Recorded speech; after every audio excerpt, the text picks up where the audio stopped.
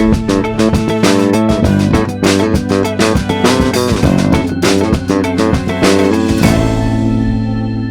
visi. Mūsų duetas atvyko iš Telia Lietuva. Ir labai džiaugiuosi galėdama šiandien čia būti, nes jeigu būtumėt paklausę penktadienį, tai nebūčiau nieko atsakius, nes žiauriai skaudėjo gerklę. Ir ačiū antibiotikų išradėjams ir Sauliui, kad šiandien galiu čia būti ir kalbėti. Taip, tai aš esu Miglė ir prieš kurį laiką kalbėdami kartu su Saulium, Saulius sako, kiekviena gera istorija turėtų turėti herojų. Tai šiandien aš pabandysiu atstovėti šitą poziciją ir pasidalinti su jumis mano kaip mentį asmeninė kelionė mentorystėje.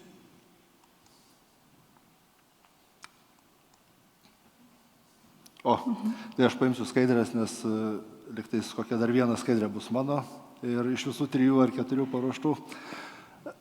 Tai aš Gediminas Šarkanas, dirbu Telyje kokius 5 metus. Mentorystė kažkaip natūraliai atsirado tam mano gyvenime ir kažkaip liktais tai, ką girdžiu, iš vienos pusės turi būti labai daug taisyklių, ten tvarkų, kad kažkas tai vyktų gyvenime, bet kartais, kai žmonės būna pasiruošę mokytis arba kažkokių žinių įgyti, tai natūralu atsiranda tam ir tinkami formatai ir žmonės ir viskas vyksta gyvenime labai staiga ir netikėtai. Turbūt kiekvienas iš jūsų turėjo kažką tai, nežinau, svajonę, troškimą. Ne tą, kur nice to have, būtų labai fainai, kad būtų ten mašiną, namą, dar kažką, bet tikras troškimas ir kažkada netikėčiausiu metu yra įvykę. Ne? Tai lygiai taip pat galvoju, kad ir mentorystė arba mokymuose lygiai taip pat yra. Tai jeigu trumpai apie mūsų temą, tai kad iš principo mentorystė mano asocijuojasi turbūt su 2 dalykais. A, tai yra su mokymuose ir B, tai yra su pokyčiu. Ir iš vienos pusės visi labai nori pokyčio, nori, kad viskas pasikeistų aplink juos, bet to vidinio pokyčio arba vidinės kaitos daryti, iš toksai biški nepatogus ir nefainas, nežinau, turbūt ten per konferencijas mėgsta, kad pakelkite ranką, kas ten kažką planavo, ten sportuoti, ten taip toliau, tai spėju, ten 7% iš jūsų visų planavo sportuoti ir 10 kartų nepavyko. Man lygiai taip pat. Ir mentorystė, toj vietoje liktais gali būti toks kaip sprendimas tam, kad tai vyktų. Bet pradėkime nuo to apie tą mokymasi arba kodėl to neužtenka. Bendraudamas įvairiuose formatuose, tiek one-to-one'uose, tiek su kandidatais, tiek darbo pokalbės ir taip toliau, ir paklausiu apie tai, o kaip jūs, nežinau, darbo pokalbio, kaip tu supratai, kad jau pasiruošė šitai roliai. Sako, daug metų dirbau, įgavau natūralios patirties ir dabar jau pasiruošęs. Ir fainai liktis tas natūrali patirtis, kažkaip gyveni žmogus, įgauni ir visa kita. Ir netgi būna atveju, kai tai būna sėkminga ir viskas veikia. Bet dažniausiai tas toksai ilgas laiko praleidimas kažkam tai buvime nebūtinai atveda tą natūrali patirtis ten, kur tu nori nueiti. Nes patirtį tau formuoja aplinka. Tai jeigu aplinka biški ne ten veda, tai tu yra biški ne ten, bet įgauni kažkokios patirties. Tas tiesa. Tai paklausus apie tai, o kas dar toliau gali būti, ten teorija, mokymai, ten knygos ir visa kita, irgi liktais toksai kartais pastebiu tokį jau čekinų dalį, kad perskaičiau ten 10 knygų, 20 knygų per metus, ir liktais jau ten tapau protingesnis, geresnis. Faktas požiūrį praplečia, faktas įvyksta naujų atradimų, faktas kažką pradedi taikyti. Netgi dažniausiai žmonės, ką daro, tai perskaitė vieną knygą, sako, aš taip darau. Nes jau patogu, nes nieko nebereiks keisti. Gaunu patvirtinimą, kad tai įvyko. Ir kaip fainai, toj knygui patvirtino, kad darau gerai.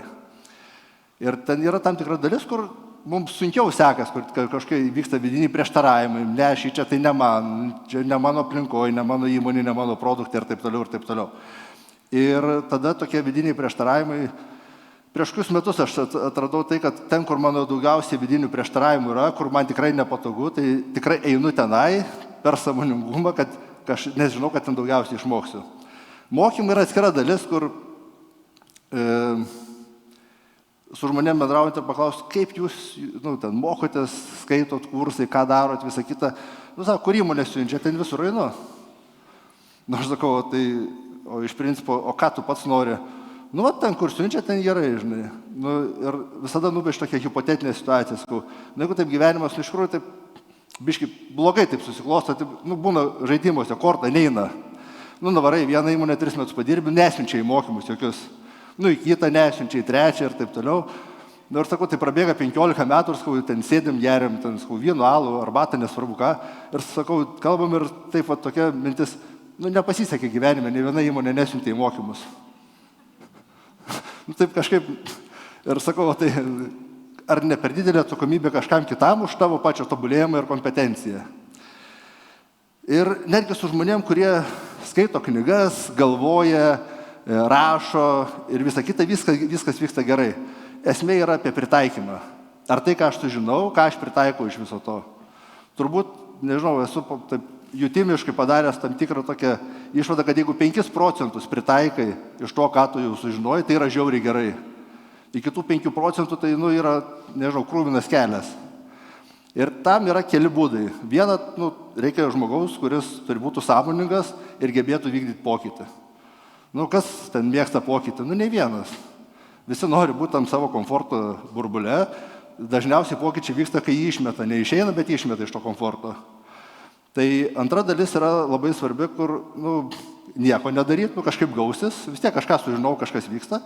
Ir yra dar trečia dalis, tai mentorystė, kur šalia turi, nežinau, formalų, neformalų draugą, partnerį, gyvenimo draugą, ten, nežinau, dar, bet turi tą tavo tokį korifėjų, kuris tave padeda keliauti tą kelionę. Tai aš galvoju, kad mentorystė, būtent šitoje vietoje, tai, ką tu sužinai, nepriklausomai daug ar mažai to padeda įgyvendinti ir įprasminti savo praktikoje. Tai, kad visi nori pokyčių ir nevyksta, tai kažkurioje vietoje kažkas neįvyksta. Tai, o kaip tai viskas vyko ir iš Miglės lūpų, jinai papasakos iš savo pusės. Taip, aš papasakosiu apie mentystę, naujadarystę. Bet Saulius šiandien užsiminė apie batsiuvį babatų. Tai tęsiant temą apie batus, aš noriu visiems priminti tokį gerą seną posakį, išaugo batus, ar ne? Tai tą išaugusių batų periodą aš iš tikrųjų išgyvenau prieš 4 metus. Kuomet iš tikrųjų jaučiausi, jog savo esamoje pozicijoje esu išaugusi ir man darosi ankšta, norėjosi naujų iššūkių. Taigi žinojau, kad noriu judėti į priekį, bet tuo tarpu tas žinojimas iš tikrųjų man sukūrė pakankamai nemažai sumaišties ir buvo toks sudėtingas etapas, nes iš tikrųjų tai nė velnio aš nežinojau, kur aš noriu nueiti.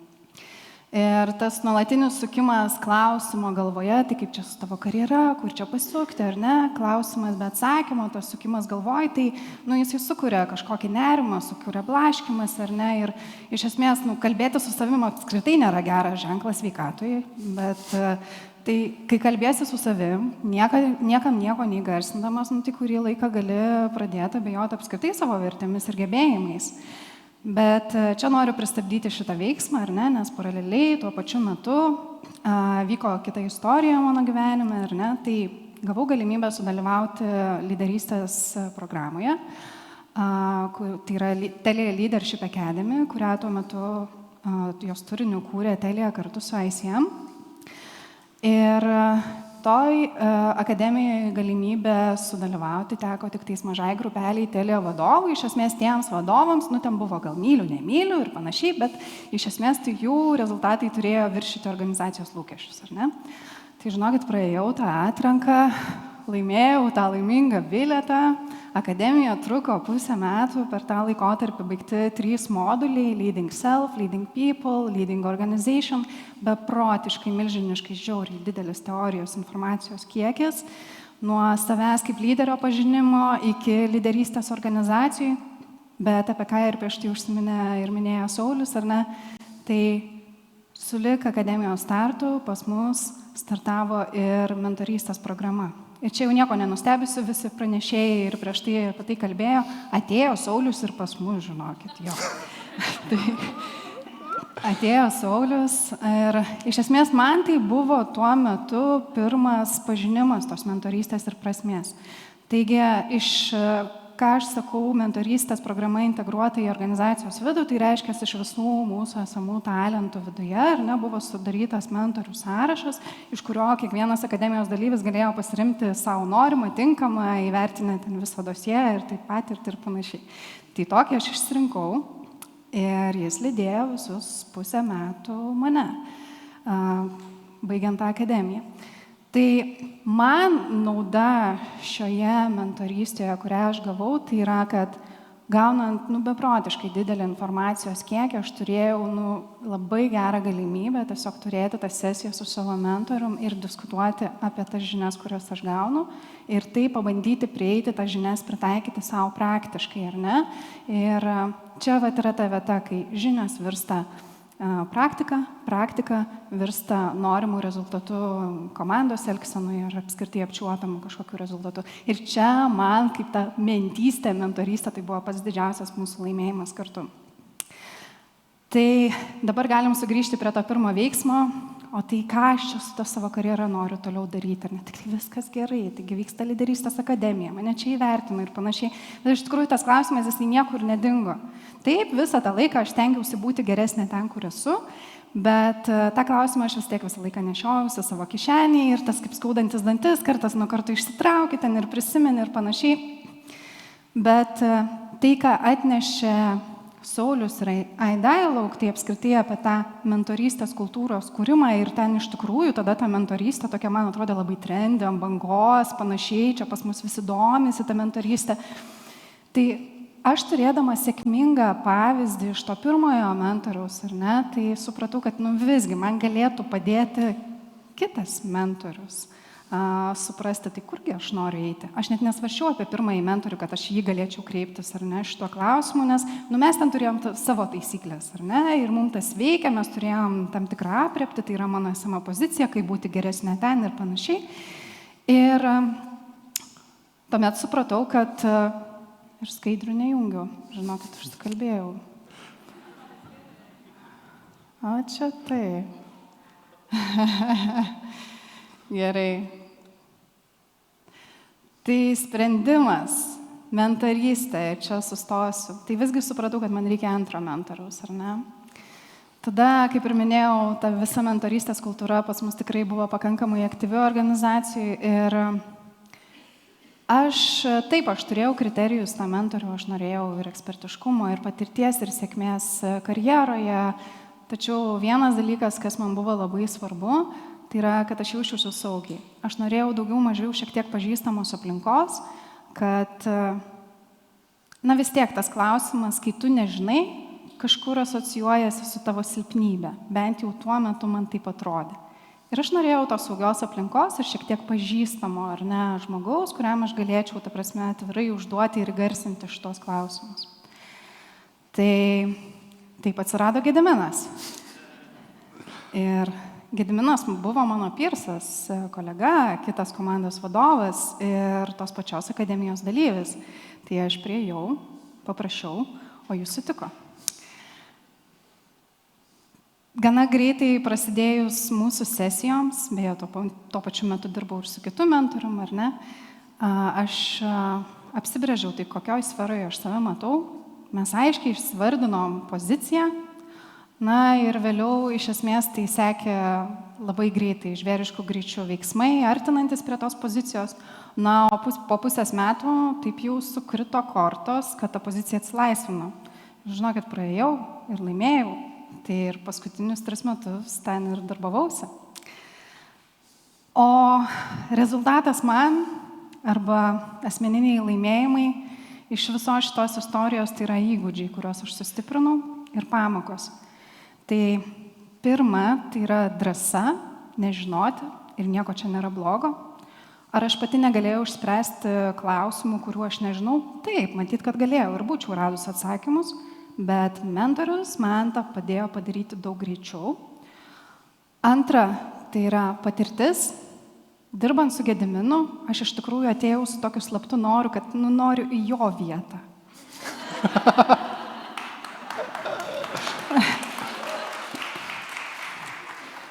O jisai viską susiko taip, kad aš pasirinkau absoliučiai kitą sferą, kitą profesiją.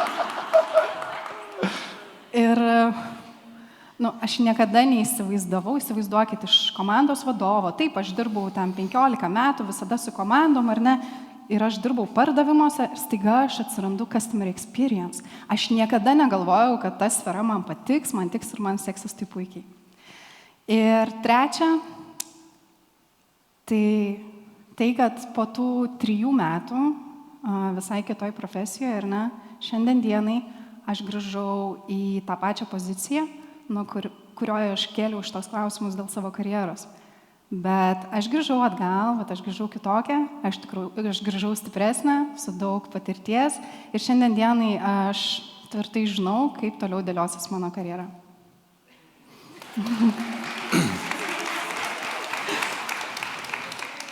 Kadangi rodo nulius, Saulius man merkia akį jau žibančią, bet aš paimsiu dar porą minučių, tiesiog užbaigsiu tai, ką mes ir planavome. Sakiau, skaidrės 3-4, bet, atrodo, pasakoti reikia. Tai mentorius gali būti visur, tai lygiai taip pat ir to lyderystės akademijoje mes ten, nežinau, čilinam, kažką vyną geriam, sako, Gedai, tu gali būti mano mentorium, sako, tuo neoficialiu. Nu, sakau, galim. Taip liktais viskas paprasta, aš aišku, tuos mokymus Sauliaus, ten kur tuos protingus viršininkus ten mokė, tai aš nesu buvęs, aš tai ten rinkausi irgi lygiai taip pat mentorių. Tai iš esmės, kas svarbu, norint eiti į tokią avantūrą, tai turėti kompetenciją arba turėti bent jau žinojimą iš kažkurios perspektyvos. Tai buvo visai nebloga dalis, kad aš buvau pabaigęs kokių porą kursų pas 2 skirtingus mokytojus coachingo praktiko, tai pas Olegą Kovrikovą, pas Povilą Petrauską. Tai ta dalis gelbėjo iš esmės turėti teisingą santykį su žmogum arba demonstruoti empatiją ir sukurti tinkamą aplinką. Ir šita dalis yra labai svarbi toje mentorystės programoje, kad vieni turi labai norėti, bet kiti tie, kur nori, kur ateina, jie turėtų tą pirmą tą pasirinkimą pakankamai gerą ir kokybišką. Tai va ten įdėti tos meilės, darbo ir dėmesio lygiai taip pat reikėtų. Antra dalis yra, su kuria visada, nežinau, aš asmeniškai kovoju, bet gal daugelis, tai nenorėti labiau. Nes kai esi liktais mentoriaus rolė, liktais kartais ateina, kad tu labiau pradedi norėti už tą mentį, kad jam pasisektų.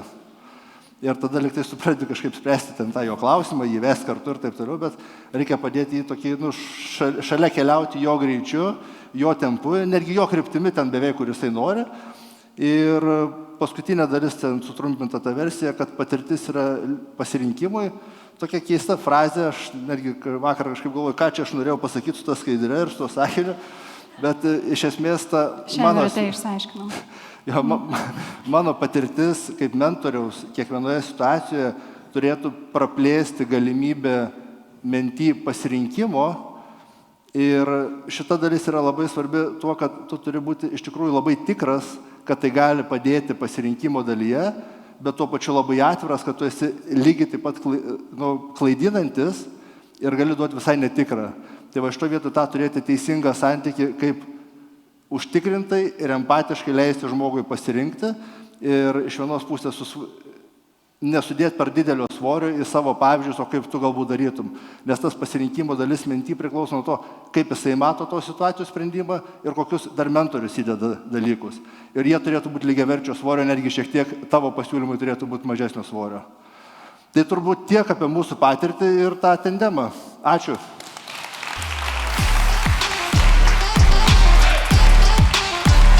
Žiauriai gražu. Labai jums ačiū. Nu?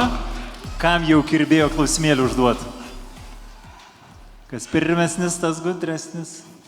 Ten labai toli turim. Va. Klausimas Migliai. Jūsų teiginys buvo, kad išaugot pozicijų pasidarė ankštą. Ar galite teiginį pasmulkinti ankštumo simptomus? Jo, tai netiesioginė prasme, aišku. Svorio daugiau mažiau tiek pat buvo. Bet jo, tai kurį laiką aš iš tikrųjų jaučiausi, kad daugiau duodu negu gaunu. Ir gal šita vieta toks pačiam savo pareflektuoti su savim, kad, iš tikrųjų, tu jautiesi gebantis tos pačios, tarkim, pozicijos piersam, ar ne, nurodyti kelią, kaip eiti toliau, ar ne, tu valdai puikiai komandą, rezultatai yra aukšti ir, niekas atrodo nebesikeičia, jau daugiau nebegalima. Ir, šita vieta gal kur stop, bet aš negaunu tiek, kiek aš atiduodu. Gal šitas jausmas norėjusi kažkokių kitų iššūkių. Dar vienas klausimas. Man tai šiaip smalsu, koks dabar jūsų santykis. Turiu menį tą mentorystę atvira, uždara, pasibaigusi, besitęsianti. O ta oficiali mentorystė yra pasibaigusi. Aha. Bet ir nes... Ir tuo pačiu turime tam formatų, kai galime, reiškia, labai greitai prie kavos puodelio pereiti prie tų rimtų, ne paviršiaus temų, bet tų tokių rimtesnių arba tų gilesnių ir tokių atviresnių. Aš žinokit, gal dar ir to pačiu pavyzdžiu, ar ne, kad pasibaigus tai, kaip čia mūsų neoficialiai, bet oficialiai mentorystai, tai dar visgi vis tiek ofise mes vienas kitą pasigaunam ir aš dar užduodu tos klausimus, bandau tartimti, atsisukinėti, išlaikyti tą ryšį mūsų kartu. Tai va, bet iš tikrųjų turim, jeigu rimtai, draugystę ir tikrai galim kalbėti ir diskutuoti apie profesinius dalykus ir kitus iššūkius, kurie kyla ir po šiai dienai. Ja. Ir nepamirškime, aišku, to plano jį nuversti iš tos pozicijos, kurios dabar yra. Ne, aš jau nebesu to. Tas long-terminis tikslas vis tiek yra. Jis pakilo. Aš žinau, tai ir tai iš ten, iš tos sostų išmest. Super. Ačiū Jums labai labai.